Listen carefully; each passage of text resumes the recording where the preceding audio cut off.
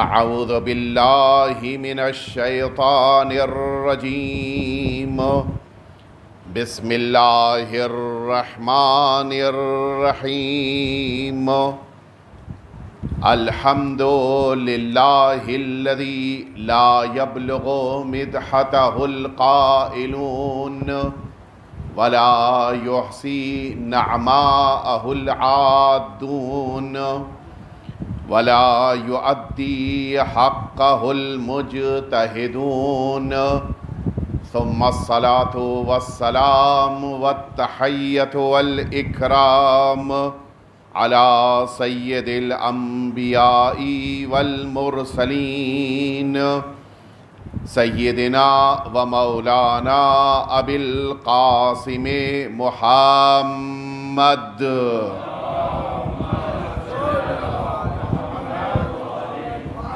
صلی اللہ علیہ وعلی اہل بیتہ الاطیبین الانجبین الذین اذہب اللہ عنہم الرجس وطہرہم تطہیرا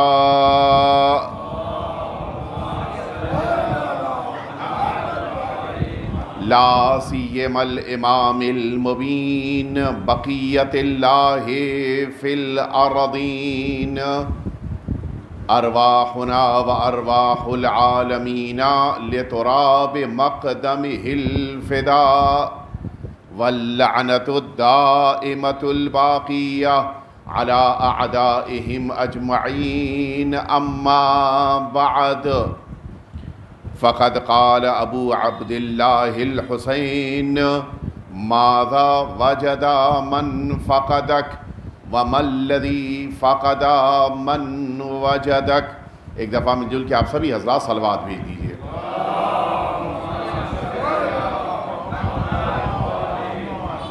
اذان محترم، ایصال ثواب کی مجلس ہے، یہ پہلی برسی ہے اس مرد مؤمن کی کہ جس کو آپ سبھی ایک عظیم شاعر، ایک اچھے انسان اور نیک کردار مومن کے طور پر جانتے ہیں، مرحوم و مغفور اشک میرٹھی صاحب۔ آپ سبھی سے التماس ہے کہ ایک دفعہ سورہ حمد اور 3 دفعہ سورہ توحید کی تلاوت فرما کے مرحوم کی روح پرفتوح کو ایصال فرما دیں۔ بسم اللہ الرحمن الرحیم۔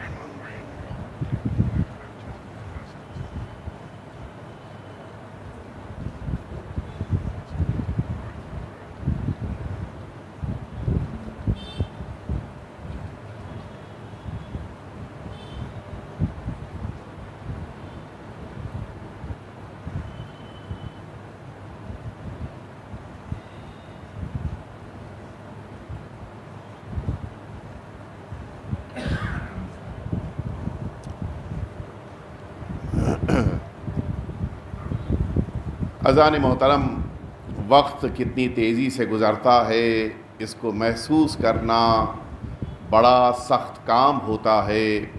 ابھی گزشتہ سال 20 محرم تک میری ملاقات تھی مستقل مرحوم اشک میرٹھی صاحب سے، اور جس دن میں مجلسیں پڑھ کے دبئی سے نکل رہا تھا اس دن بھی ان سے ملاقات ہوئی تھی۔ کسے خبر تھی کہ وہ ملاقات آخری ملاقات ہوگی؟ بڑی قدیم میری ملاقات ان کے ساتھ اور بڑی یادیں ان سے وابستہ، بڑے نیک انسان، اور سب سے بڑی چیز کہ اشعار جو آپ کہتے تھے وہ دل کی گہرائیوں سے پورے خلوص کے ساتھ کہتے بھی تھے، اور اسی خلوص کے ساتھ جب کبھی پڑھنے کا موقع ملتا تھا ان اشعار کو پیش کرتے تھے۔ ایک نیک انسان کا اٹھ جانا یقیناً اولاد کے لیے، بقیہ گھر والوں کے لیے، بقیہ اعزاء اقارب کے لیے بڑا سخت ہوتا ہے، لیکن جب یہ احساس پیدا ہو جائے کہ جس عظیم بارگاہ کا شاعر، جس عظیم بارگاہ کا مداح اور جس عظیم بارگاہ کا ذاکر تھا وہ اسی بارگاہ میں پہنچے ہیں، تو یقیناً یہ احساس انسان کے دلوں کو سکون عطا کرتا ہے کہ اس دنیا کی ظاہری مشکلات سے نکل کر انسان اب سکون اور آرام کی زندگی حاصل کرتے ہوئے اہل بیت اطہار کی بارگاہ میں حاضر ہو چکا ہے۔ میں تعزیت و تسلیت بچوں کے لیے، ان کی زوجہ کے لیے، ان کے بقیہ اعزاء کے لیے، بھائیوں کے لیے، سب کے لیے میری طرف سے تعزیت و تسلیت ہے، لیکن یہ کہتے ہوئے کہ آپ مطمئن رہیں، اللہ رب العزت کی بارگاہ سے یہ وعدہ آیا ہے کہ من قال فینا بیتن وضع اللہ لہ بیتن فی الجنہ، جو اہل بیت اطہار کی شان میں ایک بیت کہہ دیتا ہے، اس کو اللہ رب العزت جنت میں ایک گھر عطا کر دیتا ہے۔ تو آپ انصاف سے بتائیں، جب ایک بیت پر ایک گھر مل رہا ہو تو جس نے پوری زندگی اہل بیت اطہار کے لیے اشعار کہے ہوں، اس کو جنت میں کتنے گھر اللہ عطا کرے گا؟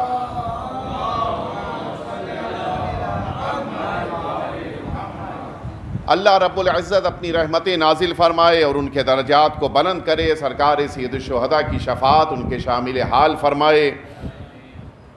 اسلام نے جن قانون اور اصولوں کو ہم سبھی کے لیے قرار دیا ہے، ان میں ایک بڑا اہم اصول کی شکل میں ہمارے لیے قانون دیا گیا ہے، وہ یہ ہماری عزاداری ہے۔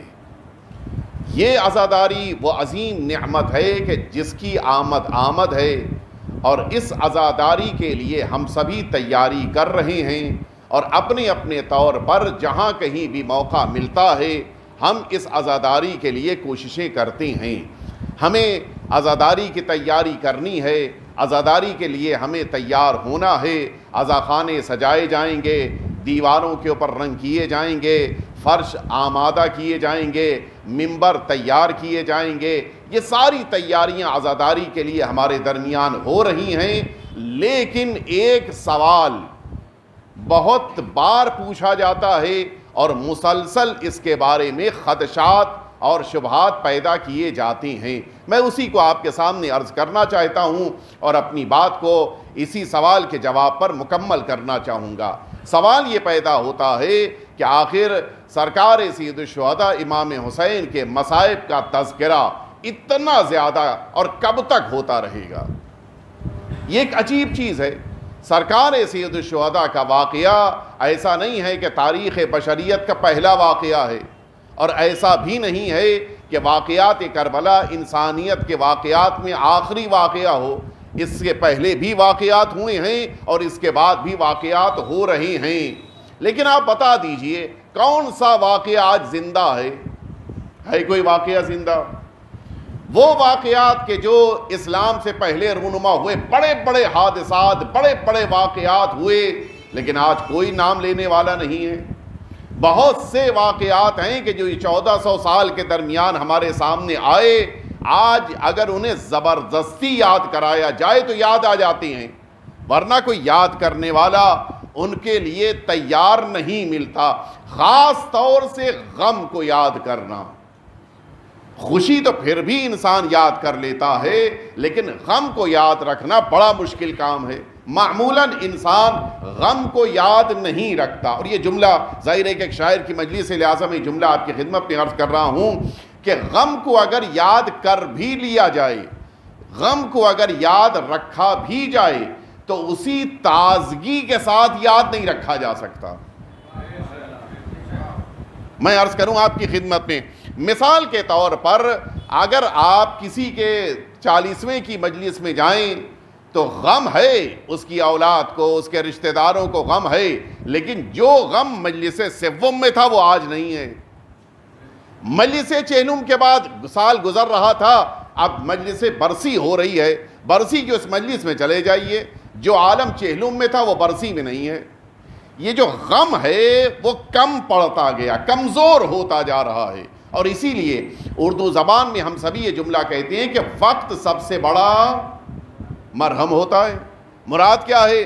وقت گزرتا جائے گا، غم ہلکا پڑتا جائے گا، یہی تو ہوتا ہے نا۔ وقت سب سے بڑا مرہم ہے۔ میں واضح کر دوں آپ کی خدمت میں، مثال کے طور کے اوپر ایک گھر میں جنازہ رکھا ہو اور ماں اس بیٹے کے لیے گریہ کر رہی ہو، لوگ پانی دیں گے، پانی پینے پہ تیار نہیں ہے، کھانا لے کے آئیں گے، کھانے پہ تیار نہیں ہے، بے ہوش ہوئی جا رہی ہے، گری پڑ رہی ہے، بات کرنے کی طاقت نہیں ہے، آنسو مسلسل بہ رہی ہیں، چیخ رہی ہے، فریاد کر رہی ہے. یہی جنازہ باہر نکل کے آ گیا. اب یہ جنازہ قبرستان کی طرف جا رہا ہے، ماں رو رہی ہے، لیکن وہ عالم نہیں ہے جو اس وقت تھا جب جنازہ سامنے رکھا تھا. مجلس چہلم کے دن آپ ماں کی حالت دیکھ لیجئے، وہ عالم نہیں ہے جو 40 دن پہلے تھا. اگلے سال وہی تاریخ آ گئی، لیکن وہ عالم نہیں ہے جو گزشتہ سال تھا. کیوں؟ وقت سب سے بڑا مرہم ہوتا ہے. ماں نے دھیرے دھیرے اپنے بیٹے کے غم کو بھلایا، اور اب تو 10 سال 12 سال ہو گئے. اب عالم یہ ہے کہ کبھی کسی موقع پر بھولے سے کہیں الماری کھولی اور البم میں بیٹے کی تصویر دکھ گئی تو یہ تصویر دیکھ کر وہ بے چین ہو جائے گی. اب یاد آئے گا ہاں میرا بیٹا 10 سال پہلے دنیا سے چلا گیا. میں جملہ آپ کی خدمت میں عرض کروں، حقیقت یہ ہے دنیا میں سب سے زیادہ ماں اپنی اولاد سے محبت کرتی ہے، لیکن یہ قوم جو امام حسین سے محبت رکھتی ہے وہ بے مثال ہے. ماں اپنی اولاد کا غم 10-12 سال میں بھول سکتی ہے، لیکن 14 صدیاں بیت جانے کے باوجود یہ قوم امام حسین کے غم کو فراموش نہیں کر سکتی ہے. مل جل کے صلوات بھیج دیں آپ حضرات.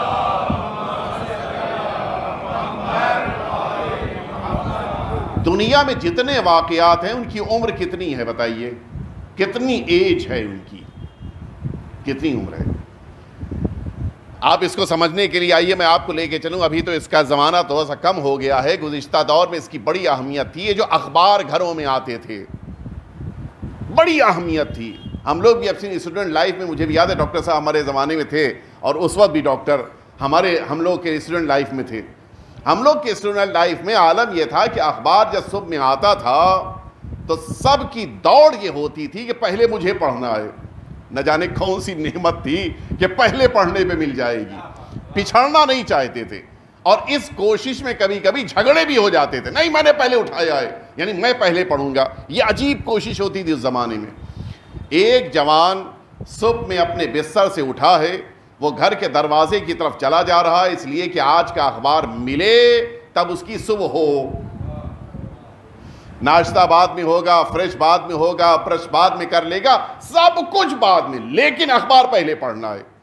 یہ جو قدم اخبار کے لیے دروازے کی طرف بڑھ رہے تھے، پیچھے سے اچانک ماں کی آواز آئی کہ بیٹا دروازے کی طرف نہ جاؤ، آج ہاکر نہیں آیا. سب سے بڑی بریکنگ نیوز ہوتی تھی اس زمانے کی، آج اخبار نہیں آیا. ماں کے اس جملے نے جو دل پر غم کی کیفیت طاری ہوتے ہوئے دیکھا تو اب ماں نے واپس بوجھل قدموں سے آتے ہوئے بیٹے سے کہا کہ بیٹا کیوں اتنا پریشان ہو رہے ہو؟ آج اخبار نہیں آیا ہے، کل کا رکھا ہوا ہے، دوبارہ پڑھ لو. آپ بتائیں کہ پہلی خبر پہ زیادہ رنج ہوا تھا، غم ہوا تھا، یا دوسری خبر پہ؟ دوسری پہ تو اور غصہ آ گیا. ممی آپ کیا کہہ رہی ہیں؟ کل کا اخبار؟ ارے بھائی کل کے اخبار میں کتنی پرانی خبر چھپی تھی بھائی. دنیا میں 200 سال پہلے جو ہوا وہ کل کے اخبار میں چھپا تھا کیا؟ نہیں. 2 مہینے پہلے جو ہوا چھپا تھا کیا؟ نہیں. 1 مہینے پہلے کی خبر تھی کہیں؟ نہیں. 1 ہفتہ پہلے کا وہ بھی نہیں. پھر کب کی خبر تھی؟ کہ کل کے اخبار میں جو پرسوں دنیا میں ہوا تھا اس کی خبریں چھپی تھیں. آج انسان پرسوں کے واقعات کو پڑھنے پر تیار نہیں. کیوں؟ اس لیے کہ اب وہ خبریں باسی ہو گئی ہیں. اس باسی لفظ کو یہ یو پی کا مجمع زیادہ بہتر سمجھ سکتا ہے. یہ خبریں باسی ہو گئی، اب ان کو پڑھنے کا کوئی فائدہ ہی نہیں ہے. آپ کچھ متوجہ ہوئے؟ دنیا کے واقعات کی عمر 24 گھنٹے سے زیادہ کی نہیں ہوتی ہے. 24 گھنٹے کے بعد خبر باسی ہو جاتی ہے، پرانی ہو جاتی ہے، پڑھنے اور سننے کے لائق نہیں رہ جاتی ہے. عجیب ہے، دنیا کے سارے واقعات کی عمر 24 گھنٹے سے زیادہ کی نہیں ہے اور واقعات کربلا کو 1400 سال ہو گئے ہیں. آج کی کیفیت کیا ہے؟ آج آپ دیکھ لیجئے، عاشور قریب آ رہا ہے، نہ جانے کتنی سبیلوں پہ پانی رکھا ہوتا ہے، لیکن آپ انصاف سے بتا دیئے کتنے پانی پیتے ہیں؟ بہترین شربت رکھا ہے، پینے کو دل نہیں چاہتا. اچھے سے اچھا تبرک لا دیا جائے، کہا نہیں اس وقت نہیں کھائیں گے، فاقے سے ہیں ہم. کیوں؟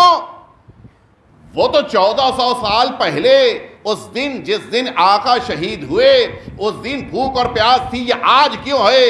کہا امام حسین کی محبت ہے، جس محبت میں نہ کھانے کو دل چاہتا ہے نہ پانی پینے کے لیے دل راضی ہوتا ہے. کیا عجیب کیفیت ہے. یعنی وقت گزرنے کے ساتھ واقعات کربلا کی رونق میں اضافہ ہوا ہے، کمی نہیں ہوئی ہے. ہمارے بزرگوار موجود ہیں، بزرگان واقف ہیں. ابھی 50 سالہ پیچھے اسی بامبے میں چلے جائیے، 50 سال 55 سال پہلے اسی بامبے میں ساری عزاداری ایک محلے میں ہوتی تھی. لوگ اپنے اپنے گھروں سے سیاہ لباس کو پہن کر نہیں، تھیلیوں میں رکھ کے آتے تھے، اور جب کسی جگہ پہنچتے تھے اس محلے میں جہاں پہ عزاداری ہونی ہے بامبے میں، وہاں کے آس پاس کے کسی گھر میں، کسی ہوٹل میں، کسی مثلا امام بارگاہ میں، مسجد میں کہیں پر وہ شرٹ بدلی جاتی تھی. مسجدوں یا امام بارگاہوں سے نکلنے والے جلوس میں یا مجلس میں شرکت ہوتی تھی، اور پھر واپس آتے تھے تو سیاہ لباس پہن کے نہیں، اس کو دوبارہ اپنے تھیلی میں رکھ کر واپس لے کے آتے تھے. یہ عالم تھا 50-55 سال پہلے. آج بامبے کا کوئی محلہ دکھا دیے جس میں سے جلوس نہ نکلتا ہو.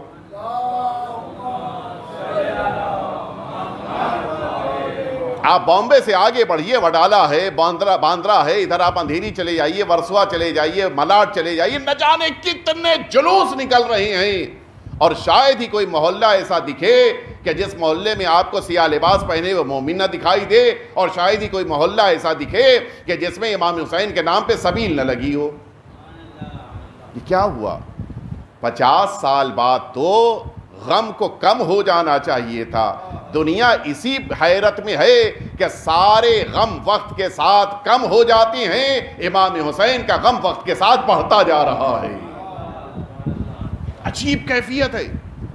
آج آپ دیکھ لیجئے نہ جانے کتنے برادران ہیں جو آج سیاہ لباس پہنے ہیں. کیوں؟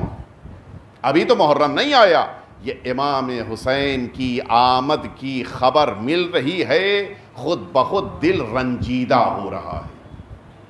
عجیب کیفیت ہے. یہ آقا سرکار سید الشہداء کا غم ہے جو واقعاً دلوں پہ اثر انداز ہو رہا ہے. دلوں کے اندر ایک عجیب کیفیت پیدا ہو رہی ہے. لیکن سوال یہ ہے کہ سارے واقعات انسانوں نے بھلا دیے. ایک جملہ کہوں آپ لوگ کے ذہنوں کے حوالے کرتا ہوں، شاید آپ متوجہ اگر ہو جائیں تو بتا دیجئے گا، نہیں تو بعد میں واضح کر دوں گا. دیکھیے ایسا نہیں ہے، ہم دیکھیے اہل بیت اطہار کا غم اور اہل بیت اطہار کی خوشی دونوں کو منعقد کرتے ہیں، لیکن ایسا نہیں ہے کہ صرف اہل بیت اطہار ہی دنیا میں تشریف لائے پیدا ہوئے، اور ایسا بھی نہیں ہے کہ اہل بیت اطہار ہی شہید ہوئے. اور بھی بہت سے ہیں جو دنیا سے گئے ہیں، اور بھی بہت سے ہیں جو دنیا میں آئے. ہم تو نہیں مانتے، لیکن جو ان کو مانتے ہیں انہی سے پوچھ لیجئے کہ جن کو آپ مانتے ہیں ان کی ڈیٹ آف برتھ کیا ہے. آپ جن کو مانتے ہیں ان کی ڈیٹ آف ڈیتھ کیا ہے آپ بتا دیجئے. ان کو خود بھی پتا نہیں ہے. وجہ کیا ہے؟ وجہ صرف ایک ہے، اہل بیت اطہار اسلام کا حصہ ہیں، اسلام زندہ ہے، لہذا ذکر اہل بیت بھی زندہ ہے. صلوات بیت محمد وآل محمد.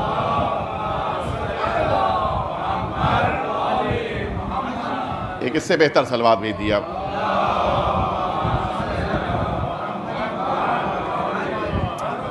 آئیے میں آپ کو لے کے چلوں کہ ذکر امام حسین کیوں آج تک باقی ہے، اس کی وجہ کیا ہے. یہ خاص طور سے میں ان جوانوں کے لیے پڑھ رہا ہوں، اس لیے کہ میرے سامنے یہ جوان زیادہ ہیں اور ان سب کے لیے بہت ضروری ہے یہ پیغام، یہ میسج کا پہنچنا. دیکھیے کسی بھی شخص کا ذکر باقی رہتا ہے کچھ وجہوں سے. جو عام فکر ہے جس کی بڑی اہمیت ہے سوشیولوجی میں بھی، انسان کا ذکر باقی رہتا ہے کچھ وجہوں سے، جن میں سے ایک بڑی اہم چیز ہے کہ انسان کے پاس اگر حکومت ہے، حکومت نام باقی رکھتی ہے. اگر رولنگ پارٹی ہے تو اپنے نیتاؤں، اپنے بزرگوں کے نام کو باقی رکھنے کے لیے بڑے بڑے پوسٹر لگائے جاتے ہیں، بڑی بڑی ہورڈنگ لگتی ہے، حتیٰ بڑے بڑے اسٹیچو لگائے جاتے ہیں چوراہوں کے اوپر. کیوں؟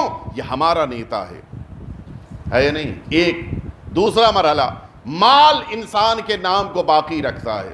بڑی دولت تھی، بہت بڑی دھرمشالہ کھلوا دی انہوں نے اور اس پر بڑی سی تصویر اپنی لگوا دی. ایک دن وہ دنیا سے چلے گئے, لیکن جب تک وہ دھرمشالہ کھڑی ہوئی ہے تب تک وہ نام بھی یا وہ تصویر بھی بلندی پر لگی ہوئی ہے. تیسرا, نام باقی رہتا ہے جب انسان کے بچے زیادہ ہوں اور نیک ہوں, اچھے ہوں. ایک انسان دنیا سے اڑ گیا, اب اس کا بیٹا ہے, ایک امریکہ میں ہے وہاں ذکر کر رہا ہے, ایک لندن میں ہے وہ وہاں ذکر کر رہا ہے, ایک انڈیا میں ہے وہ یہیں پہ ذکر, جو جہاں ہے اس کا نام لے گا. یہ بیٹوں کی وجہ سے بھی نام باقی رہتا ہے. چوتھا, نام باقی رہتا ہے اس کے چاہنے والوں کی بنا پر, یا آج کے جوانوں کے زمانے فالوورز کی بنا پر. جس کے جتنے فالوورز ہوں گے, جتنے چاہنے والے ہوں گے, اس کا نام زندہ رہے گا. خود چلا گیا, فالوور زندہ رکھے ہیں اس کو. لیکن عجیب ہے, ان چاروں میں سے اگر کسی ایک کی بنا پر بھی امام حسین کے واقعات کربلا کو زندگی ملی ہوتی تو آج تصویر کا رخ کچھ اور ہوتا. دیکھیے میں کیا عرض کر رہا ہوں, توجہ سنیے گا. اگر حکومت نام دیتی ہوتی تو کربلا میں ظاہری حکومت کس کے پاس تھی؟ آج تو یزید زندہ باد کے نعرے لگنے چاہیے تھے. لیکن عالم یہ ہے کہ جو یزید کے خاندان کا بھی ہے وہ بھی کہنے کو تیار نہیں ہے کہ ہم یزیدی ہیں. بات آ گئی تو عرض کرتا چلوں میں, ایک بڑے بزرگ عالم ہیں جو آبائی طور پر ہندوستان کے لکھنؤ سانکھنی سے تعلق ہے ان کا, لیکن ابھی وہ پاکستان میں بس گئے ہیں اور بس گئے ان کے آباء و اجداد. یہ خود اس وقت امریکہ میں ہیں. آیت اللہ ڈاکٹر سخاوت سندرالوی, بڑے عظیم انسان, بڑے عظیم مفکر, بڑے بزرگ عالم دین ہیں. 2009 میں آخری دفعہ جب زیارتیں ہو رہی تھیں سیریا کی, آرام سے اس زمانے میں وہ بھی زیارت پر گئے ہوئے تھے, اور ظاہر ہے کہ بہترین عربی ہے ان کی, بہترین زبان میں عربی بول لیتے ہیں. وہ زیارتوں کے لیے گئے ہوئے تھے اور کچھ وقفہ تھا اگلی زیارت کے لیے. تو آدمی جا رہا تھا, ہر قافلے میں ہوتا ہے, ایک آدمی جا رہا تھا روٹی خریدنے کے لیے. انہوں نے کہا چلو میں بھی چلتا ہوں روٹی خریدنے. وہ بھی چلے گئے. جو روٹی بیچ رہا تھا, سیریا کی بات کر رہا ہوں, دمشق کی بات کر رہا ہوں, کہ جہاں پر سب غیر ہیں, اپنا کوئی نہیں ہے. خود میں آپ کو بتاؤں کہ مجھ سے خود کہا تھا ایک ٹیکسی ڈرائیور نے کہ تم لوگ آتے کیوں یہاں پہ؟ تم لوگ آتے ہو تو ہمارے بزرگوں کو برا بھلا کہتے ہو, لہٰذا نہ آیا کرو. ہم نے کہا بھائی ہم لوگ کے آنے سے تمہارا اقتصاد مضبوط ہوتا. کہ نہیں ہمیں وہ نہیں چاہیے, ہمیں یہ چاہیے کہ ہمارے بزرگوں کو تم برا بھلا نہ کہو, بس یہ چاہتے ہیں ہم. اس لیے کہ وہ جانتا تھا کہ جناب سکینہ کے روضے پہ جائیں گے تو قاتل کا نام ضرور آئے گا, جناب زینب سلام اللہ علیہا کے روضے پہ آئیں گے تو یقیناً یزید اور یزید کے ابا کا نام آئے گا. تو وہ اس لیے کہہ رہا تھا نہیں تم لوگ نہ آئے. یہ حال ہے وہاں پہ. یہ گئے اس روٹی بیچنے والے کے پاس اور اس سے باتوں میں, اب ظاہر کو روٹی گرم کر کے نکال رہا ہے, انہوں نے اس سے پوچھا کہ یہ بتاؤ کہ تم یزید کو جانتے ہو؟ اس کا جواب سنیں گے. اس نے کہا نہ صرف جانتا ہوں بلکہ یزید کی جنریشن سے ہوں. یہ تو سر پٹا گئے بالکل. یہ گئے تھے تبلیغ کرنے کے لیے, یہ سوچ کے گئے تھے کہ نارمل قسم کا غیر ہوگا, اس کو ذرا سا امام حسین کا عاشق بنائیں گے. اب جو یہ سنا کہ وہ یزید کی جنریشن بالکل چھو گئے, کہ اچھا ٹھیک ہے تم روٹی بناؤ. کہ نہیں میری بات پوری سن لیجئے. اس نے بڑے زور سے, جوان تھا, بڑے میری بات سنیے آپ. کہ اچھا بتاؤ بھائی, کہ سال کا کوئی دن ایسا نہیں ہے, کوئی ہفتہ ایسا نہیں ہے, کوئی مہینہ ایسا نہیں ہے, اور کوئی گھنٹہ ایسا نہیں ہے جس پر میں یزید پہ لعنت نہ بھیجتا ہوں. عجیب. انہوں نے کہا تم تو یزید کی جنریشن سے ہو پھر بھی یزید پہ لعنت بھیجتے ہو. کہا یزید کے سارے کام ایک طرف, اگر اس نے امام حسین کو نہ صرف یہ کہ قتل نہ کیا ہوتا اور جناب زینب کو اسیر نہ کیا ہوتا تو میں یزید کی جنریشن ہونے پہ فخر کرتا, لیکن جناب زینب کو اس نے اسیر کیا, لہٰذا میں ہمیشہ اس پہ لعنت بھیجوں گا. اور کیا.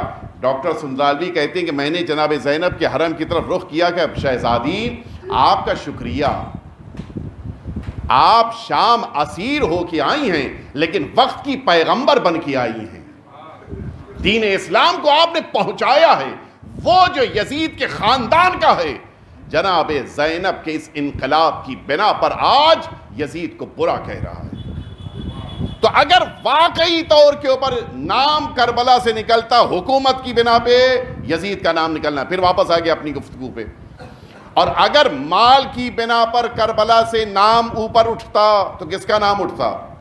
جدھر لاکھوں کی فوج ہے، گھوڑے ہیں، کھانے پک رہے ہیں، پانی کی فراوانی ہے، لوگوں کی فراوانی ہے، مال ہی مال، یہاں ظاہری طور پہ ظاہر بظاہر تو وہ مال نہیں دکھائی دے رہا ہے، تو پھر کربلا سے نام کس کا اوپر آنا چاہیے تھا؟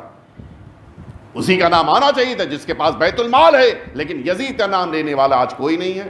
اچھا، اگر لڑکوں اور اولاد کی بنا پر نام باقی رہنے والا ہوتا تو یقیناً امام حسین کا نام ان کی اولاد کی بنا پر باقی ہے، لیکن جس زاویے سے میں کہہ رہا ہوں اس سے آپ متوجہ ہو جائیں۔ میدان کربلا میں آقا کے صرف ایک بیٹے کو زندگی ملی ہے، بقیہ سب شہید۔ اور یزید جب دنیا سے گیا ہے تو 13 الگ الگ لڑکوں کی تعداد بیان کی گئی، بہرحال 11 کم سے کم لڑکے اس دنیا میں چھوڑ کے گیا ہے۔ اگر لڑکوں کی بنا پہ، اولاد کی بنا پہ نام باقی رہتا تو پھر کربلا میں امام حسین کا نہیں یزید کا نام آج ہونا چاہیے تھا، لیکن نہیں، امام حسین کا نام باقی ہے۔ اچھا، ہو سکتا ہے کہ آپ کہیں فالوورز کی بنا پر، چاہنے والوں کی بنا پہ نام تو تب باقی رہے گا کہ جب یہ فالوورز امام حسین کی شہادت کے بعد زندہ ہوں۔ کربلا میں یہ سب امام حسین کے چاہنے والے پہلے شہید ہوئے ہیں، آقا آخر میں شہید ہوئے ہیں، یہ پھر میدان کربلا سے امام حسین کا نام آج تک کیوں باقی ہے؟ صرف ایک وجہ ہے، وہ وجہ کیا ہے؟ وہی فقرہ کہ جس کو میں نے ابتدائے سخن میں آپ کے سامنے دعا کا عرض کیا تھا، وہی اصل بنیاد ہے کہ آج امام حسین کا نام باقی ہے، یزید کا نام مٹ گیا ہے۔ فقرہ کیا تھا؟ یہی عرفے کے دن آپ نے دعا پڑھی ہے، اسی ذی الحج کے مہینے میں 9 تاریخ کو آپ نے دعا امام حسین علیہ السلام پڑھی ہے، اس میں یہ جملہ ہے کہ ماذا وجد من فقدک وَمَا الَّذِي فَقَدَ مَنْ وَجَدَكَ، پروردگار جسے تو مل گیا اسے کیا نہیں ملا، اور جسے تو نہیں ملا پروردگار اسے کیا ملا۔ آپ کچھ متوجہ ہوئے؟ اصل معیار یہ ہے کہ یہ دیکھو کہ ذات پروردگار کس کے ساتھ ہے، یہ دیکھو کہ اللہ کی حمایت کس کے ساتھ ہے، یہ دیکھو کہ کون اللہ کے لیے کام کر رہا ہے۔ بس میں جملہ آپ کے ذہنوں کے حوالے کر رہا ہوں، نہ نام حکومت باقی رکھتی ہے، نہ نام مال باقی رکھتا ہے، نہ نام کو چاہنے والے باقی رکھتے ہیں۔ اگر یہ دیکھنا ہے کہ نام کیسے باقی رہتا ہے، یہ دیکھو کہ خدا کس کے ساتھ ہے۔ اگر خدا ساتھ میں ہے تو نام باقی رہے گا، اور اگر خدا ساتھ نہیں ہے، ساری دنیا ساتھ آ جائے۔ یزید کے ساتھ سب کچھ تھا، یزید کے پاس سب کچھ ہے، خدا نہیں ہے۔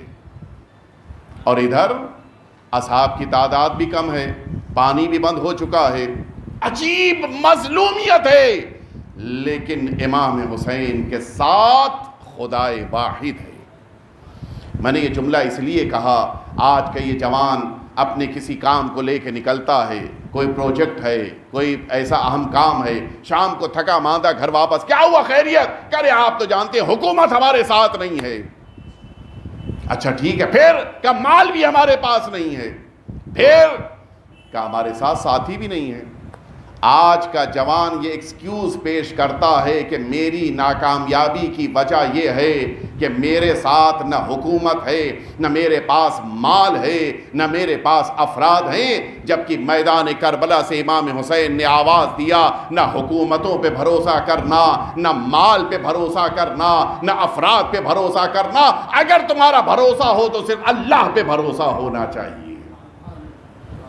اگر تمہارے ساتھ تمہارا پروردگار ہے، ناکامیاب نہیں ہو سکتے، اور اگر خدا ساتھ نہیں ہے تو ساری دنیا مل کر بھی تمہیں کامیاب نہیں کر سکتی۔ اور میں جملہ اس میں اضافہ کر دوں، حقیقت یہی ہے، ہر کام سے پہلے یہ دیکھیں کیا واقعاً خدا میرے ساتھ ہے، کیا واقعاً رسول خدا میرے ساتھ ہیں، کیا واقعاً حجت خدا میرے ساتھ ہے، کیا واقعاً امام حسین میرے ساتھ ہیں۔ اگر امام حسین ساتھ ہیں تو انسان کے قدم کبھی رکتے نہیں ہیں۔ شرط یہی ہے کہ حسینی بن جاؤ، شرط یہی ہے کہ امام حسین کی عزاداری کو عزاداری سمجھا جائے، دکھاوا نہیں، ریاکاری نہیں، دوسروں کے لیے نہیں، صرف امام حسین کے لیے۔ میری آنکھوں میں آنسو آ رہے ہوں تو اس لیے نہیں کہ بغل والا سنے دیکھے اس لیے میں رو، نہیں، میں سیدہ کے لیے گریا کر رہا ہوں، میں امام حسین کے مصائب پہ رو رہا ہوں۔ ماتم کرنا ہے تو اس لیے نہیں، امام حسین کے لیے ماتم کریں، کسی سے مطلب نہیں۔ اور اسی لیے میں اکثر یہ جملہ کہتا ہوں، ہمیں اس کے بارے میں محرم میں سوچنے کی ضرورت ہے۔ انجمنیں بہتر ماتم کرنے کے لیے ہیں، ماتم سے روکنے کے لیے نہیں ہیں۔ میرا جملہ شاید سخت ہو لیکن توجہ دیجیے گا، انجمنیں ماتم بہتر کرنے کے لیے ہیں، انجمنوں کا کام ماتم کو روکنا نہیں ہے۔ جلوس جا رہا ہے، مثال کے طور پہ باندرا سے جلوس نکلا ہے، کسی ایک ایریا کی طرف چلا جا رہا ہے، سارے لوگ ماتم کر رہے ہیں، 20 آدمی الگ کھڑے ہیں، کیا ہو بھائی آپ کیوں نہیں ماتم کریں؟ کہ میری انجمن نہیں آئی ہے۔ یہ کیا بات ہوئی؟ کیا اس ماتم کرنے والے افراد کے امام حسین الگ ہیں، آپ کے الگ ہیں؟ انجمن نہیں آئے گی تو ماتم نہیں کریں گے؟ یہ کون سی بات ہے؟ میری انجمن کامیاب ہو جائے اس لیے مجھے ماتم کرنا، یہ کون سی بات ہے؟ آقا امام حسین کا نام بلند ہوا، ہاتھ سینوں پہ پہنچ جانا چاہیے۔ امام حسین کا پرچم نکلا، اب یہاں پر یہ تصور نہیں ہے کہ میں گونڈی کا رہنے والا ہوں لہٰذا باندرا والوں کے ساتھ ماتم نہیں کروں گا، باندرا والے سوچیں کہ ہم باندرا والے ہیں لہٰذا اندھیری والوں کے ساتھ ماتم، یہ بالکل نہیں ہونا چاہیے۔ امام حسین کی ذات اتحاد کا نقطہ ہے، اختلاف کی بات نہیں ہونی چاہیے۔ اور اسی لیے منبر پر بھی اسے موقع دیجئے کہ جو اتحاد کی بات کرے۔ قوم کو بانٹنے کی ضرورت نہیں ہے، قوم کو ایک کرنے کی ضرورت ہے۔ سارے اختلافات فرش عزا پہ آ کے ختم ہو جانے چاہیے۔ یہاں پر کوئی اختلاف، کوئی پالیٹکس، کوئی سیاست نہیں، کسی کا نام آ جائے ہم سے مطلب نہیں ہے، ہمیں ذکر امام حسین سننا ہے۔ یہ پوچھنا نہیں چاہیے اچھا مجلس آپ کے یہاں کون پڑھ رہا ہے، اس سے کیا مطلب؟ جو بھی پڑھے گا، ہمیں اس مزاج کو بدلنے کی ضرورت ہے۔ ہمارا جو قریب ترین امام بارگاہ کا مرکز ہو، ہمیں وہاں مجلس میں جانا ہے۔ کوئی پڑھ رہا ہو، امام حسین علیہ السلام کا ہی ذکر کر رہا ہے، کیوں اس نام کی بنا پر مجلسوں کو بانٹا جائے؟ کیوں انجمنوں کی بنا پر مجلسوں کو تقسیم کیا جائے؟ کیوں علاقوں کی بنا پر مجلسوں کو تقسیم کیا جائے؟ یہ امام حسین کے مشن کے خلاف ہے۔ امام حسین تو اتنے کریم ہیں کہ جو چیز امام حسین سے منسوب ہو جاتی ہے امام حسین اسے زندگی دے دیتی ہیں۔ جملہ میں واضح کر دوں، یہ جملہ کیوں کہا، اس لیے کہ چہروں سے پتہ چل رہا ہے کہ متوجہ نہیں ہوئے۔ ایک دفعہ مل جل کے صلوات بھیج دیں آپ حضرات۔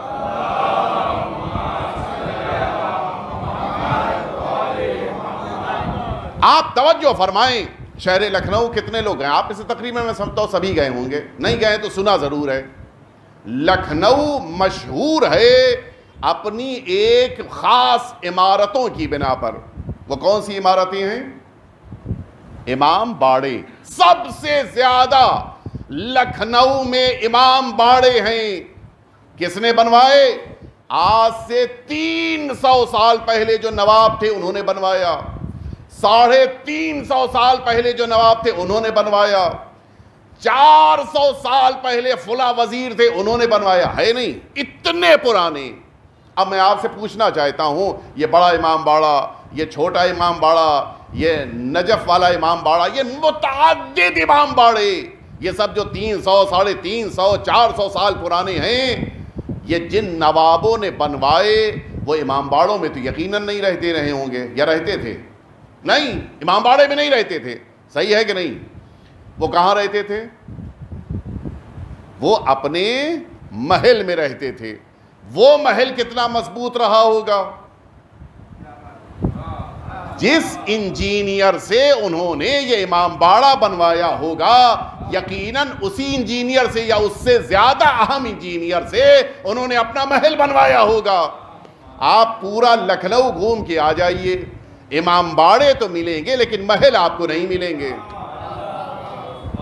حتیٰ ریزیڈنسی آپ اگر گئے ہو ریزیڈنسی میں وہیں کے اوپر وہ محل بھی ہے, وہیں پر امام باڑہ اور مسجد بھی ہے.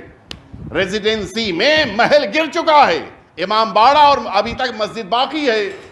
جس نواب نے اپنی دولت سے اپنا محل بنوایا, جس انجینئر سے اپنا محل بنوایا, اسی دولت اور اسی انجینئر کے ذریعے سے اس نے امام باڑے بنائے. محل گر گئے, امام باڑے باقی ہیں. اب آپ سمجھے, جو چیز امام حسین سے منسوب ہو جاتی ہے انہیں بھی زندگی مل جاتی ہے.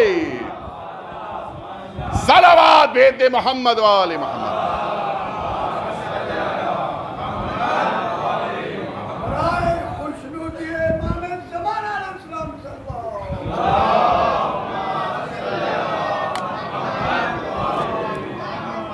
آپ امام حسین کے لیے کام کر کے دیکھیے, زندگی امام آپ کو عطا کریں گے. یہ نہ سمجھیے کہ اشک میرٹھی صاحب آج ہمارے درمیان نہیں ہیں تو نام بھی ختم ہو جائے گا. جن کے لیے اشعار کہے تھے وہی زندگی بھی عطا کریں گے. ابھی کچھ ہی دنوں پہلے ابھی اسی ون چینل کے اوپر ان کا نوحہ لگا تھا. نام نہیں مٹ سکتا, امام حسین صلوات اللہ وسلام علیہ زندگی. پڑھنے والا کوئی اور تھا لیکن شعر ان کے نوحہ انہی کا تھا. آقا نام زندہ رکھتی ہے. اسی لیے میں بار بار کہتا ہوں کہ امام حسین کے لیے کام کرنا شروع کیجئے. ایک گلاس سبیل پہ کھڑے ہو کے پانی بھی پلائیے تو آقا کی خوشنودی کے لیے, فوٹو کھنچوانے کے لیے نہیں.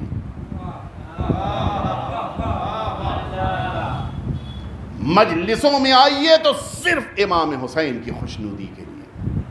آپ یقین جانیں زندگیاں بدل جائیں گی اگر ہمارے کام امام حسین کے لیے ہونے لگ جائیں. بس میں نے ختم کیا جلدی سے ایک واقعہ اور آپ کی زحمت کو یہیں کے اوپر مکمل کرنا چاہوں گا. حقیقت یہ ہے کہ امام حسین جب کسی کے اندر انقلاب پیدا کر دیں تو بہترین انسان ہو جاتا ہے. میں عرض کروں, بات آ گئی ہے تو عرض کروں, اسی دبئی چونکہ میرا اکثر جانا رہا, اسی دبئی میں ایک مرد مومن نے, آپ جانتے کہ دبئی ایک ایسا ملک ہے کہ جہاں کے اوپر کوئی روک ٹوک نہیں ہے. روک ٹوک اس معنی میں, قانون تو ہے لیکن روک ٹوک نہیں, آپ جو چاہیں کر سکتے ہیں, جتنے گناہ کرنا چاہیں کر سکتے ہیں. اس مرد مومن کا بیان آپ سنیں, اس کا بیان کہ کئی دفعہ گناہ کرنے کے لیے میرے قدم مجھے وہاں تک لے کر جاتے ہیں جہاں پہ گناہ ہو رہا ہو, لیکن یہ سوچ کر کہ تم کیا سوچتے ہو امام حسین کی فرش عزا پہ بیٹھنے کے بعد یہ گناہ کرو گے؟ کہ امام حسین کی محبت مجھے واپس لے آتی ہے. یہ ہے امام حسین کی طاقت, معمولی بات نہیں ہے. یہی تہران میں ایک بڑا مشہور علاقہ ہے دولت آباد. شاید وہ افراد کے جو زیارتوں پہ گئے ہوں اور اگر کبھی انہوں نے تہران ٹرمینل کے اوپر سفر کرنے کے لیے قیام کیا ہو, کچھ دیر ٹھہرے ہو, تو وہاں پہ آپ اکثر سنیں گے وہ گاڑی والے, ٹیکسی والے دولت آباد آواز دیتے رہتے ہیں. بڑا مشہور بہت بڑا علاقہ ہے. اس علاقے کے لیے جانے والے بھی کافی تعداد میں ہوتے ہیں. اسی دولت آباد کا ایک واقعہ عرض کروں, شاید ہو سکتا ہے 2-3 منٹ میری بات آگے بڑھ جائے لیکن بات ذہنوں تک پہنچ جائے اور ہم محسوس کریں کہ واقعاً امام حسین اگر واقعاً ہم وابستہ ہو جائیں تو ہمارے اندر انقلاب پیدا کر سکتی ہیں. اسی دولت آباد میں ایک انسان رہتا تھا, ابھی تو انتقال ہو گیا, اس کے اوپر فلم بھی بن چکی ہے اور آپ نے شاید دیکھا بھی ہو, یوٹیوب پہ بھی موجود ہے. ایک ایسا انسان رہتا تھا اس دولت آباد میں کہ جس کا کام اتنا خطرناک کہ جتنی برائیاں ہوتی تھیں اس کا نام ضرور آتا تھا. کہیں مرڈر ہو گیا اس کا نام ضرور آئے گا, کڈنیپ ہو گیا اس کا نام ضرور آئے گا, پاکٹ ماری گئی اس کا, ہر برے کام میں اس کا نام آتا تھا. قاسم نام تھا اور جیگرکی اس بنا پہ کہلاتا تھا کہ یہ نام وہاں پر ایرانیوں کے درمیان ذرا سخت مزاج والوں کے لیے استعمال ہوتا ہے. عجیب انسان تھا. لیکن امام حسین جس کی ہدایت کرنا چاہیں, محرم سے 2 دن پہلے نہا دھو کے اچھے صاف ستھرے کپڑے پہن کر امام بارگاہ میں آ جاتا تھا اور پھر یہ 12 دن کیا مجال جو کوئی برائی کرے. اور عجیب انداز تھا. 7 محرم کو جس موقع کے اوپر جلوس نکلتا تھا, اس جلوس کا, ایرانیوں کا علم اگر آپ نے دیکھا بڑا بھاری ہوتا ہے, اس کو اٹھانے کے لیے ہم جیسے کمزور بدن والوں کے لیے ممکن نہیں ہوتا, مضبوط بدن کا آدمی چاہیے. یہ اکیلا اس علم کو اٹھاتا تھا اور لوگ اسی کو علم دیتے تھے. بدن بھی اس کا اچھا تھا اور ظاہر ہے کہ اس کے لیے کہ بھائی یہ امام حسین کا چاہنے والا ہے. یہ پورا علم پورے جلوس میں لے کے چلتا تھا. لمبا چوڑا طویل جلوس ہوتا تھا, ہزاروں کا مجمع اس میں آتا تھا. لیکن ظاہر ہے کہ انسان تو انسان ہی ہیں, بقیہ انسانوں کے ذہنوں میں آنے والی فکروں کو تو نہیں روکا جا سکتا. وہاں کی جو ہیئت انتظامیہ تھی, جو مینجمنٹ تھا, اس میں 7 آدمی تھے. انہوں نے یہ محسوس کیا کہ اب کچھ سالوں سے ہمارے جلوس میں مجمع کم ہونے لگا ہے, لوگ یہاں کے بجائے کہیں اور جانے لگے ہیں. اور یہی عالم ہوا ہماری مجلسوں کا بھی. ہزاروں کا مجمع, بہت بڑی امام بارگاہ ہے ان کی, ہزاروں کا مجمع ہوتا تھا, وہ مجمع کم ہو گیا ہے. کیا وجہ ہے, کچھ سمجھ میں نہیں آ رہا تھا. لوگوں سے پوچھا, دریافت کہ بھائی تم کیوں نہیں آتے؟ کہا نہیں اب ہم کہیں اور جاتے ہیں. کیوں نہیں آتے بھائی, اسی محلے کے ہو, یہاں چھوڑ کے دوسرے محلے آتے, وجہ کیا ہے؟ بعض لوگوں سے پتا چلا کہ ان لوگوں کے جانے کی وجہ یہی انسان ہے قاسم. لوگوں کو برا لگتا ہے. دوسرے علاقے والے ہنستے گئے, دیکھو ان کے پاس کوئی اور آدمی نہیں بچا, یہ ایک گنڈے بدماش کو لے کے آئے, وہ علم اٹھائے ہوئے آگے آگے چل رہا ہے. لوگوں کو شرم آتی تھی اس قاسم کے ساتھ چلنے اٹھنے بیٹھنے میں, سے ریکارڈ خراب تھا اس کا, لہٰذا لوگوں نے آنا چھوڑ دیا. اچھا آپ جانتے ہیں کہ مینجمنٹ کو سب سے زیادہ یہ بات ناگوار گزرتی ہے کہ مجمع نہ آئے. بڑا عجیب لگا, اس کی وجہ سے نہیں آ رہا ہے. کہ چلو اس سے بات کریں گے قاسم سے کہ ٹھیک ہے اس سال تم علم نہیں اٹھاؤ گے. اچھا ہمت کس میں ہے کہ جا کے قاسم سے کہا اس سال تم نہیں آؤ گے, علم نہیں اٹھاؤ گے؟ کسی میں ہے ہمت؟ ان کے درمیان جو ایک بزرگ شخص تھا, اس سے سب نے, یہ ساتوں میں کہا کہ آپ بات کیجئے تاکہ ہماری مجلسوں میں مجمع تو آنے لگے. کہا ٹھیک ہے چلو. 2 دن پہلے وہی دن تھا کہ جس دن یہ نہا دھو کے نئے لباس کو پہن کے بالکل تیاری کرتا تھا امام حسین کی مجلسوں کے لیے, امام بارگاہ میں آنے کے لیے. اسی دن صبح میں پہنچ گئے لوگ. ابھی اس نے نہا دھو کے توبہ نہیں کی تھی, جا کے بیٹھے. اچھا ظاہر ہے کہ علاقے کے بزرگ ہیں, علاقے کے یہ مینجمنٹ والے امام بارگاہ کے بزرگان ہیں, ان کی بڑی عزت تھی. اس نے بھی ان کو اندر بلایا, بٹھایا بڑے احترام کے ساتھ, اور گفتگو کرتے پوچھا خیریت آپ لوگ کا آنا کیسے ہوا آج اس غریب خانے پہ؟ کہ دیکھو بات بڑی اہم ہے. مسئلہ یہ آ گیا ہے کہ اگر کبھی ایسا ہو جائے کہ امام حسین کی مجلسوں میں مجمع کم آ رہا ہو اور وجہ کوئی ایک شخص کا آنا ہو, تو کیا کرنا چاہیے؟ مجمع کو آنے سے روکا جائے یا اس ایک شخص کو روک دیں تاکہ مجمع آنے لگے؟ اس نے برجستہ کہا کہ اس ایک کو روک دو تاکہ امام حسین کی مجلسوں میں پھر سے مجمع آئے, رونق پیدا ہو جائے. اس بزرگوار نے کہا کہ بس ہم یہی کہنے تم سے آئے ہیں. کیا مطلب؟ کہ یہ مجمع تمہاری وجہ سے نہیں آتا, اور تم نے بھی خود کہا ہے کہ پھر اس کو روک دیا جائے تاکہ مجمع آ سکے. اس نے سر جھکا لیا, بولا نہیں کچھ. کچھ دیر یہ لوگ بیٹھے رہے, وہ ایسی سر جھکائے بیٹھا رہا. کچھ دیر کے بعد یہ لوگ اٹھ کے آ گئے. پورے علاقے میں خبر کر دی گئی کہ اب اس دفعہ اس سال مجلسوں میں وہ نہیں آئے گا قاسم, اور علم بھی نہیں اٹھائے گا. بات آئی گئی ہو گئی. 2 دن گزر گئے. پہلی مجلس کی شب آئی. اب ظاہر ہے کہ انسان کی اپنی ایک حیا بھی ہوتی ہے, ایک انسان کی غیرت ہوتی, عزت ہوتی ہے اپنے دوستوں کے درمیان, حتیٰ اپنی زوجہ اپنی بیوی کے درمیان ایک عزت ہوتی ہے انسان کی. اس کو بڑا عجیب لگ رہا تھا. میں کیسے اپنے بچوں سے کہوں کہ اس دفعہ میں مجلس میں نہیں جاؤں گا؟ میں کیسے اپنی زوجہ سے کہوں کہ اس سال میں علم نہیں اٹھاؤں گا؟ عجیب لگ رہا تھا اس کو. رات کا وقت آیا, وہی مجلس کا موقع کہ جس موقع کے اوپر مجلس شروع ہونے والی تھی امام بارگاہ میں. بچے جانے لگے, تیاری کر رہے ہیں, زوجہ تیار ہو رہی ہے. چلو گے نہیں؟ کہ نہیں آج نہیں, آج طبیعت نہیں ٹھیک ہے, تم لوگ جاؤ, نکل جاؤ. ان لوگوں کو بھیجا, گھر کا دروازہ اندر سے بند کیا. گھر میں نیچے اس کے بیسمنٹ تھی, تہہ خانہ, اس میں آیا.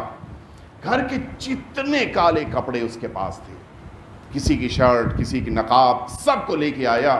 اور پوری دیواروں پہ چاروں طرف, جیسے ایرانی اپنی امام بارگاہ کو سجاتے ہیں, پوری امام بارگاہ بنائی اس نے. نیچے تہہ خانے میں چاروں طرف کالے کپڑے لگائے, اور بس یہی کہہ کے ماتم کرتا جا رہا تھا کہ مولا ان لوگوں نے مجھے آپ کی مجلس میں آنے سے روکا ہے, لیکن میں آپ کو اپنے گھر لے آیا ہوں, یہاں تو کوئی نہیں مجھے روکے گا.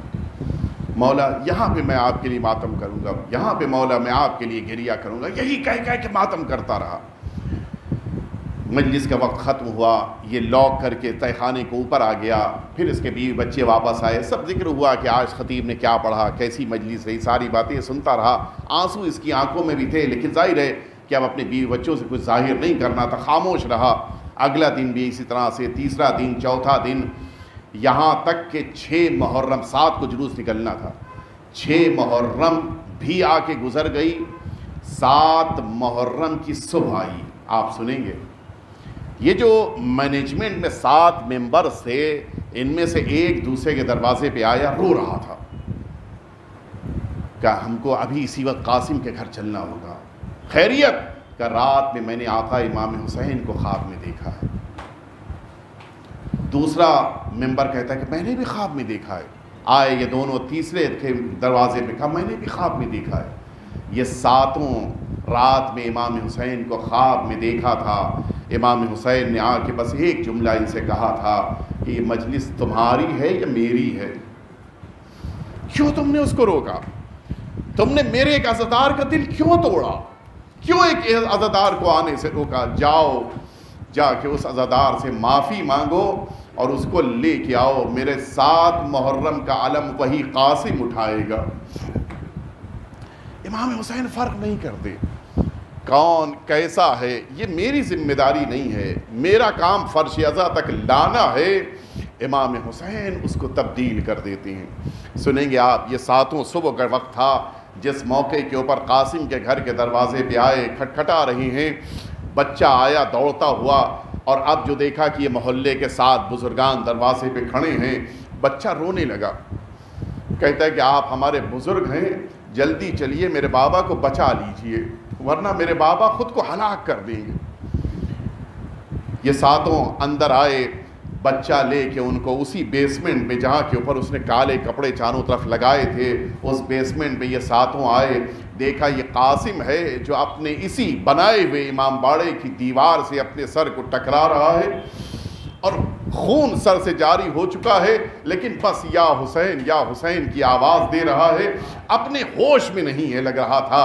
ان سب نے اس کو ہوش میں لانے کے بعد کہا، قاسم ہم سب تم سے معافی مانگتے ہیں کہ ہم تمہیں اس علم سے دور کر رہے تھے، ہم مجلسوں میں نہیں تمہیں بلا رہے تھے، ہم تم سے معافی مانگنے آئے ہیں، آج کا علم تم ہی اٹھاؤ گے۔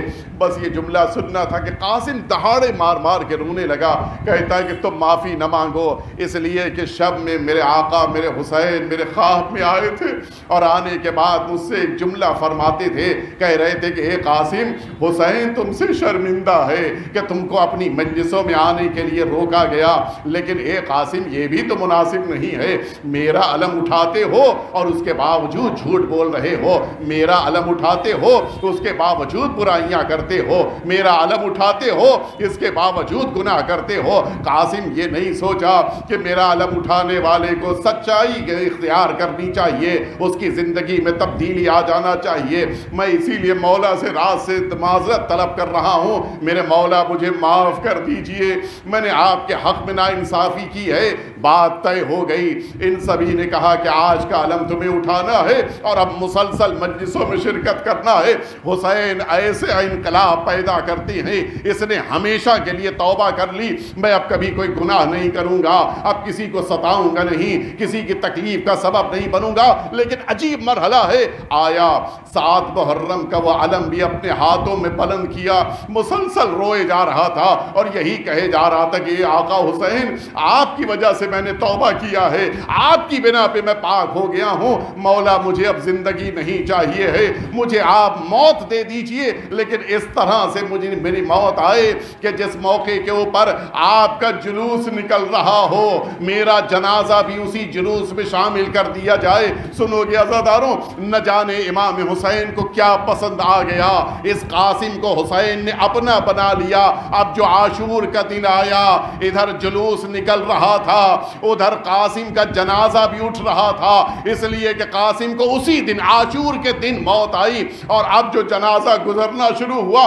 کبھی سوچ سکتے ہیں اتنی عزت کب مل سکتی ہے؟ لوگ پھول برسا رہے تھے اور یہ جملہ کہہ رہے تھے یہ حسین کا آزاد کردہ قاسم ہے، اس کو حسین نے اپنا بنا لیا ہے، لہٰذا اس کا مکمل احترام ہونا چاہیے۔ بڑے احترام کے ساتھ آگے آگے حسین کا علم چل رہا تھا، پیچھے پیچھے مجمع ماتم کرتا ہوا چل رہا تھا، سب سے پیچھے قاسم کا جنازہ چل رہا تھا جس پہ عورتیں پھول ڈال رہی تھی۔ یہ حسین کا سچا آزادار ہے، یہ حسین کا سچا انسان ہے کہ جس کو حسین نے حسینی بنا لیا ہے۔ ہاں آزاداروں، امام حسین جب کسی کو اپنا بنا لیتے ہیں اتنی عزت عطا کرتے ہیں، لیکن ایک جملہ کہنے کو دل چاہتا ہے، اے قاسم تم خوش نصیب ہو، تمہارا جنازہ اس احترام کے ساتھ اٹھا، اتنے مجمع میں تمہارا جنازہ اٹھا، حسین حسین کی صداؤں کے درمیان تمہارا جنازہ اٹھ رہا تھا، لیکن جس حسین کے تم ماتم دار تھے، میدان کربلا میں حسین کا جنازہ زمین کربلا پہ تھا، کون تھا جو حسین کے جنازے کو بلند کرتا؟ کون تھا جو حسین کو سپرد لحد کرتا؟ ارے اتنا تو دور کی بات ہے، کوئی اتنا بھی آگے نہ بڑھا، یہ رسول کے بیٹے کا جنازہ ہے، اس پہ کفن ڈال دیا جائے، اتنے ہی پہ اگر اکتفا ہوتی۔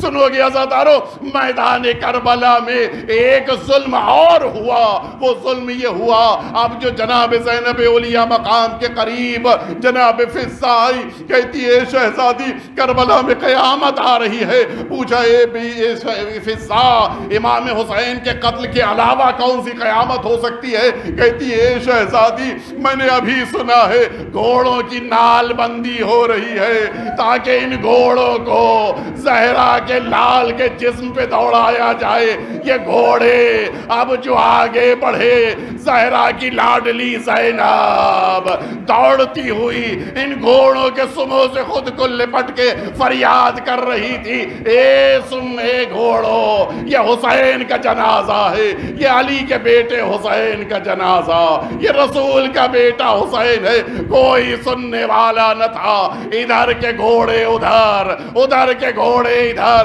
حسین کا جسم نازنین پامال اس میں اسپاں ہو رہا تھا۔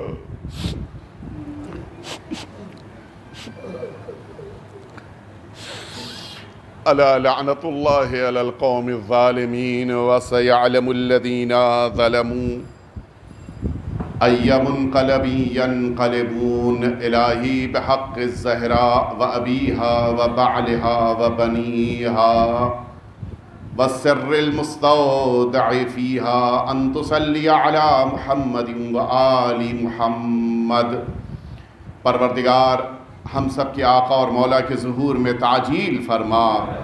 پروردگار محرم کی آمد ہے، ہم سبھی کو امام حسین کے عزاداروں میں شمار فرما۔